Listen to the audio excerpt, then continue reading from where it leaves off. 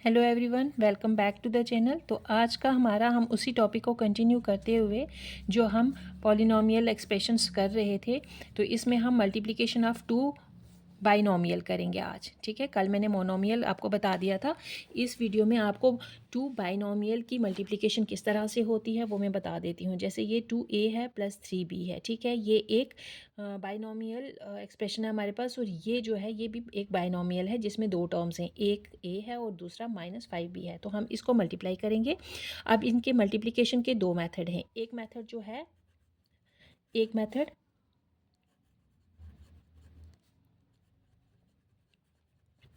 Bye horizontal method. तो पहले मैं बाय हॉरिजेंटल मेथड से आपको करवा देती हूँ। ठीक है, अब इसमें हमने क्या करना है, इसमें हमने ये 2a पहले लेंगे और इसको मल्टीप्लाई करेंगे इस वाली पूरी बाइनोमियल टर्म के साथ। फिर हमारा ये +3b आएगा। अब 3b को हमने इसके साथ मल्टीप्लाई करना है।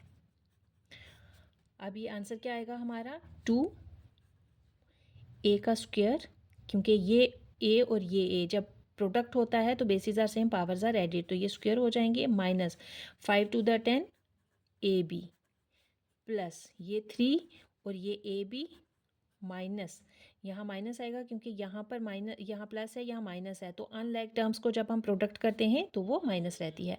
तो -5 3 15 b का स्क्वायर।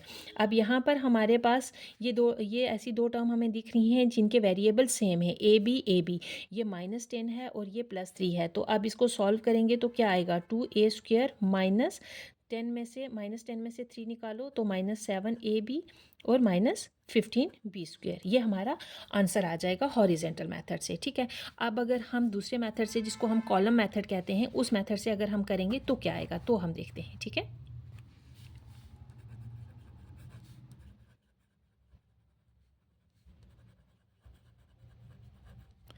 अब बाई कॉलम मेथड, उसमें हमने अरेंज करके लिखना है। कैसे लिखेंगे, जैसे ये 2a है तो 2a है +3b। अब इसके नीचे हम ये टर्म लिखेंगे, a के नीचे a वाली टर्म और b के नीचे b वाली टर्म। तो हम इसको जैसे सिंपल तरीके से हम मल्टीप्लिकेशन करते हैं, हम वैसे करेंगे। पहले हम -5b की मल्टीप्लिकेशन इन दोनों के साथ करेंगे, फिर हम a की मल्टीप्लिकेशन इन दोनों के साथ करेंगे। तो -5b है तो -5b और 3 को मल्टीप्लाई हम करेंगे तो क्या आएगा, 5 3 15 -15 और b का स्क्वायर। ठीक है, इसी तरह से -5b और 2a को करेंगे तो -5 टू द 10 ab। ये हो गया। अब चलो a को इन दोनों इन टर्म के साथ मल्टीप्लाई करते हैं तो क्या आएगा, ये तो रहेगा ऐसे ही जैसे हम मल्टीप्लिकेशन में रखते हैं, 3ab और यहाँ पर प्लस, ये प्लस में रहेगा और ये यहाँ पर 2a का स्क्वायर।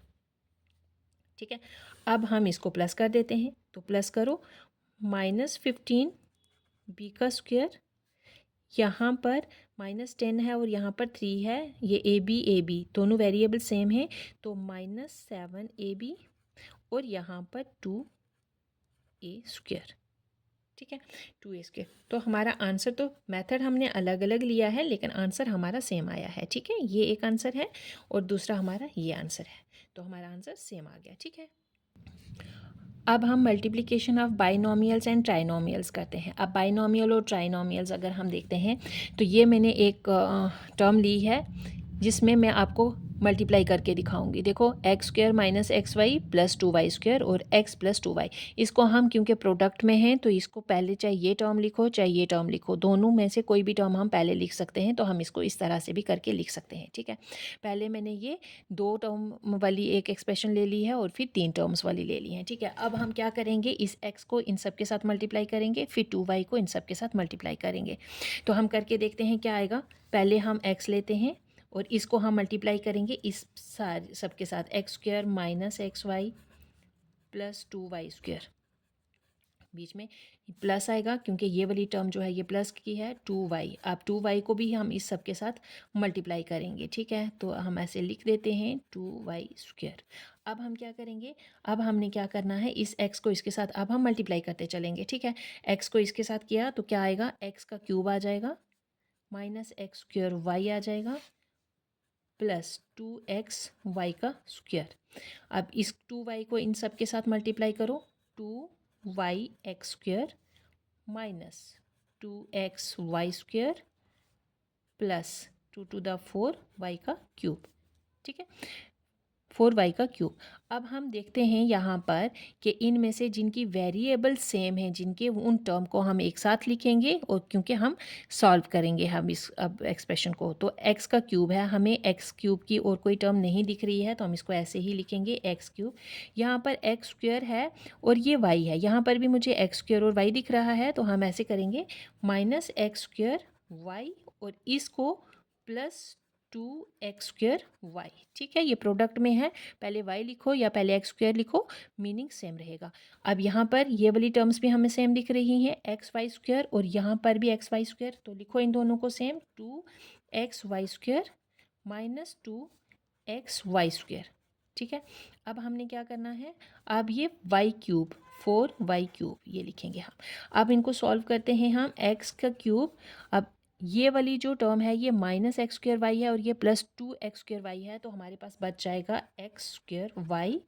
ठीक है, 2 में से 1 निकाला तो x²y, ये वाली और ये वाली टर्म हो जाएंगी इधर ही कैंसिल, इसको हम ऐसे कैंसिल कर सकते हैं। ठीक है, और हमारे पास बाकी बच गया 4y³। तो ये हमारा आंसर रहा। ठीक है, अब हम एक और जो एग्ज़ाम्पल है मैं वो आपको दिखाती हूँ। अगर हमें इस तरह से बाइनोमियल 3 स्टेप में मिलता है तो हम किस तरह से इसको मल्टीप्लाई करते हैं। फॉर एग्ज़ाम्पल चलो हम ले लेते हैं जैसे 5x माइनस 2, फिर है 2x माइनस 3, और हम एक और ले लेते हैं 3x माइनस 1। तो इसको किस तरह से हमने मल्टीप्लाई करना है भाई, हम इसको मल्टीप्लाई करने के लिए हम क्या करेंगे, हमने क्या करना है, पहले हम इन दोनों टर्म को सॉल्व करेंगे, इसको अलग रखेंगे, फिर हम जो इसका रिजल्ट आएगा, इसका प्रोडक्ट आएगा, उसको इसके साथ सॉल्व करेंगे। किस तरह से, जैसे 5 को हम इन दोनों के साथ मल्टीप्लाई करेंगे तो हम इसको ऐसे लिखते हैं 5x 2x माइनस 3, फिर हम इस माइनस 2 को भी इन दोनों के साथ मल्टीप्लाई करेंगे 2x माइनस 3। ठीक है, इसको हम बड़ी एक ब्रैकेट में रख देते हैं क्योंकि हमने इसको पहले सॉल्व करना है, तो हम इसको सॉल्व करेंगे पहले। ठीक है, चलो पहले सॉल्व करते हैं। 5 to the 10 x का स्क्वायर माइनस 5 3 the 15x। अब यहाँ पर ये वाला 2 2 to the 4x और ये माइनस प्लस में हो जाएंगे 3 to the 6। ठीक है, अब हमारे पास 3x माइनस 1, इसको हमने साथ साथ ही लिखना है, तो पहले हम इसको सॉल्व कर लेते हैं। इसको सॉल्व करने के लिए 10x का स्क्वायर, अब यहाँ पर ये भी x की टर्म है, ये भी x की टर्म है, ये माइनस में है, ये माइनस में है, तो हम क्या करेंगे, आपको पता है ये माइनस में है, ये माइनस में है, होगा ये प्लस, लेकिन साइन इसका माइनस ही रहेगा। तो 15 और 4 ये कितने हो गए, 15 और 4 19, 19 और ये x, ठीक है, माइनस में ही रहेगा। और यहाँ पर 3x माइनस 1, अब हम क्या करेंगे, इस 3x को पहले इसके साथ मल्टीप्लाई करेंगे, फिर इस 1 को इसके साथ मल्टीप्लाई करेंगे माइनस 1 को। ठीक है, तो हमारा देखते हैं हमारा क्या निकलता है आंसर।